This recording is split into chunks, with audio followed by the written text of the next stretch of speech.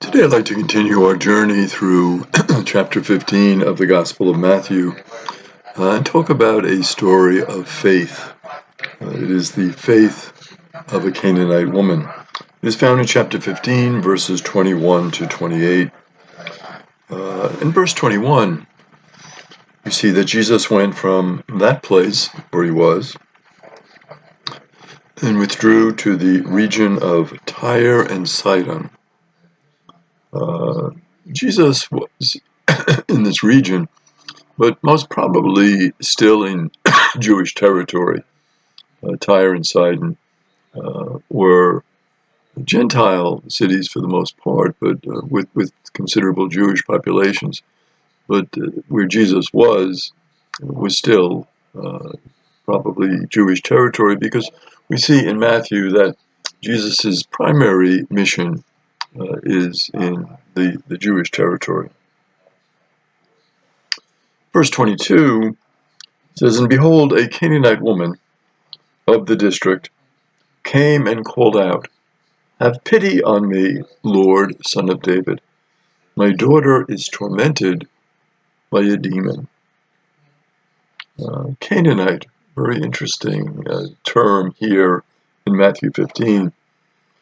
Interesting because it occurs only here in the whole of the Christian scriptures. So when you see something like that, it's kind of remarkable that it would just be used here by Matthew. This name indicates the use of this term in the Hebrew scriptures. So more frequently, of course, we'll find it in the Hebrew scriptures, very odd here in the Christian scriptures. The Canaanites, frequently in the Hebrew scriptures, are referred to as a sinful race that embodies all that is godless. It is the race that is to be exterminated. So there's a real anti-Canaanite feeling as you read the Hebrew scriptures. The Canaanites are people who would take one away from God, worship false gods, and would try, obviously, to get their Jewish neighbors to do the same, to turn away from God. So the Canaanites, there was always this struggle between the Jewish people and the Canaanites in terms of faith. Should we be loyal to our call from Abraham, and the patriarchs, and Moses, and the prophets? Or should we be tempted into some of the idolatrous practices of the Canaanites? So this was always this dynamic back and forth between the faithful Israelites who wanted to follow their religion and embrace God and follow the ways of God, and the Canaanites who had a different take on things and wanted to lead the Jewish people in a different direction.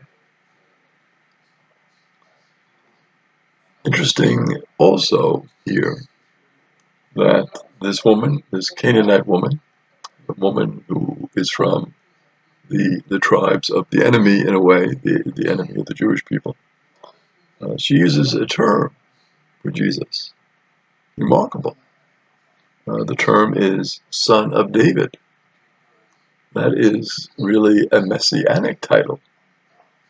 So here is this woman representing really a lack of faith in some ways, is using really a term of faith, a term to acknowledge who Jesus is as the Messiah. So again, we're taken aback, first of all, by the term Canaanite, now by the expression that the woman uses, Son of David. So you're confused here. Why is this woman, who comes from a race that doesn't seem to follow the Jewish traditions, as a matter of fact, it would be anti-Jewish in many respects and anti the tradition, and she is using this title, she's acknowledging Jesus is the Messiah. He is the Son of David. And she's reaching out to him and asking him, as the Messiah, to have pity on her. So she is recognizing the specialness of Jesus, the power of Jesus. that Jesus is someone who is sent from God to save the people. He is the anointed one. The cry of the Canaanite woman is also very interesting. Eleison me, have pity on me. So when we hear that, again, with our knowledge of the Hebrew scriptures, immediately what pops into mind is Psalm 109, verse 26. Help me, Lord my God, save me in your kindness. So it is a cry to God to be saved, and it is a cry that presumes God is kind, God is caring, God is loving, God will hear my cry. God knows I am in a difficult situation. I'm at a horrible point in my life, and I need help. So when I need help, I cry out to God for that help. Also similar to the pleas of the blind man. We see it in 9:27 in Matthew, and in 20:30 and 31, and also the father of the boy with epilepsy in Matthew 17, verse 15. So this is a little bit of a theme here that we see in Matthew, this cry for mercy. Person is vulnerable at a difficult point in their life. They need a healing. It's a hard situation. And a lot of times it's the situation of the parent that is difficult. And we always see this in our lives today. We see the illness of the child, but the burden that places on the parent. The parent would want to do anything they could to help the child, to save the child, to spare the child from pain, from disease, from illness. So many times the thought is, God, please give me the illness. Let me bear it. Take it away from my child and give it to me. Because we would rather bear the illness than see our child suffer in any way. That's the feeling we have as parents. This is also a liturgical formula.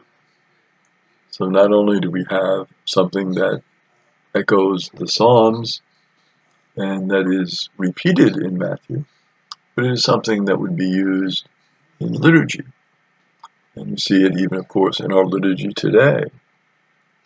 Kyrie eleison, Lord have mercy, Lord have pity, Lord help me. Christe eleison. So this eleison, may have pity on me, help me, was a cry of the church community as they gathered. They were turning to God for God's help, God's mercy. So this is very intriguing in terms of possible background. Could this point to tensions in Matthew's community? Should the Gentiles be included? So here is this dilemma. This woman is not of the Jewish faith. She is outside of that community, but yet she comes here with much faith.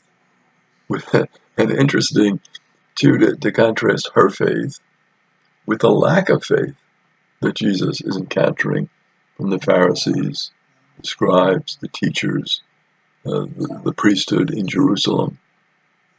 They seem to be against Jesus. And here is a woman who, in many ways, is outside the faith community, but yet he is acknowledging that Jesus is the Son of David. He is the Messiah, and she's praying this liturgical formula that the community would have used as they gathered in prayer. So what does this say to the community at the time of Matthew, the community to whom Matthew is addressing his gospel, his good news of Jesus?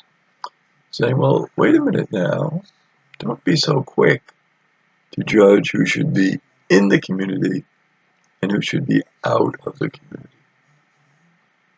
And this, of course, is always the dilemma when we have worshiping communities. We can sometimes be too quick to judge certain members and say, well, you're not qualified to be in our community. You're not good enough to be in our community.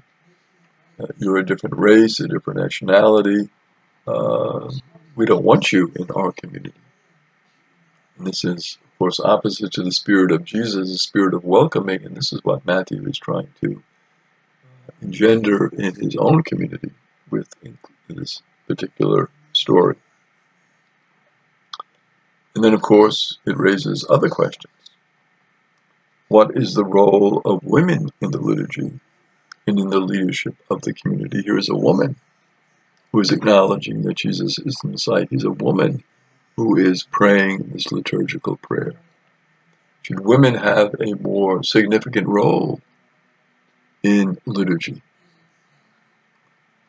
All of these questions are being raised in this story because this is a woman who is very full of faith, acknowledging who Jesus is, and really leading her request with prayer. So the importance of prayer and really the importance of liturgical prayer. So a lot of intriguing questions have been raised so far in the first couple of verses of this story.